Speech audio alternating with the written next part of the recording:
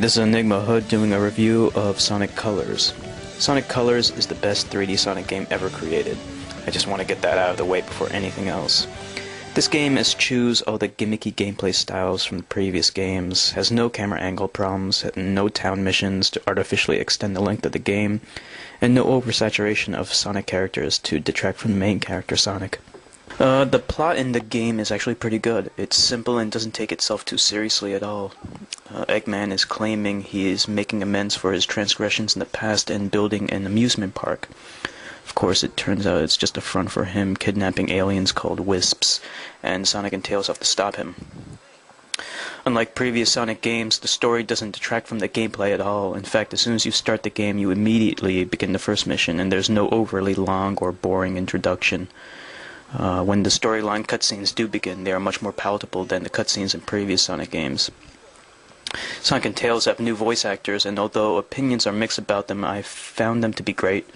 Roger Craig Smith voices Sonic, and his style emulates Jaleel White's take on Sonic, and feels very reminiscent of Sonic's attitude and mannerisms from the old Sonic cartoons we grew up with in the 90s. In fact, the whole story feels like a Saturday morning cartoon, and that's not a bad thing. The characters will even poke fun at the redundant plot contrivances that the Sonic series is notorious for. I actually found myself laughing out loud near the end right before the final stage. This is something I've never done before in a Sonic game. The story was actually penned by Ken Pontac and Warren Graff, who wrote the story for Mad World, and they did an excellent job. I hope they continue to write the plots for future Sonic games. The gameplay in Sonic Colors is great. Like I said before, there's no gimmicky crap like werehogs or treasure hunting missions, it's just pure Sonic gameplay. At first glance it appears that it's just the gameplay from Daytime Unleashed, but that's not completely accurate.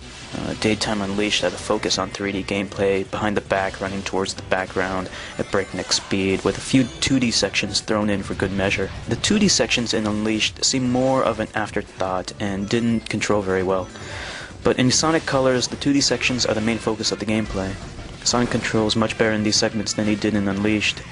Some characterize the controls a little floaty, but it's actually necessary in order to do all the platforming that's required in this game, and there's quite a bit of platforming. This is where the main challenge of the game comes from, and you will die a lot as a result, but I've never felt that the game was unfair or unforgiving, and when I died, it felt like it was my fault. There is a little trial and error here and there, but it's kept to a minimum.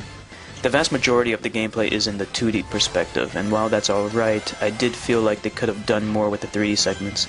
I hope in a future Sonic iteration they put more of a focus on improving the 3D segments and making them more robust and challenging without being unfair or trial and error based.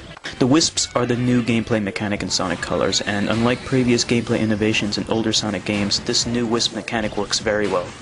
The Wisps grant Sonic new powers and abilities that allow Sonic to explore new areas and overcome obstacles. New Wisps are unlocked as the game progresses, and players can replay older stages with these new Wisps and access new areas and paths.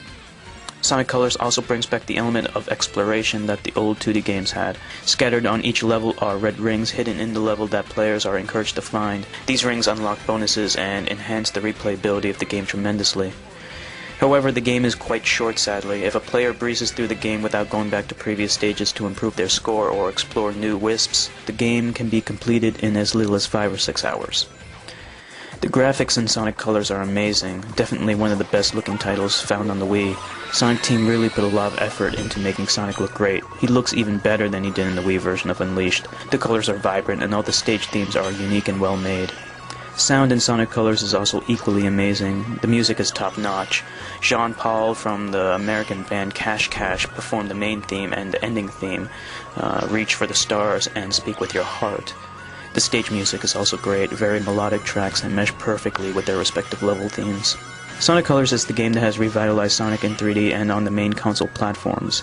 It will be the model to base all future Sonic games on. Not once will you feel like the game is cheap. It's apparent that Sonic Team put a lot of effort into this title and they did a fantastic job. But with all that said, Sonic Colors is not perfect. The game is quite short, and more should have been done to enhance the 3D gameplay experience. But these are things that can be improved upon in future Sonic titles, hopefully appearing on the 360 and PlayStation 3. Sonic Colors gets a well-deserved 8.7 out of 10.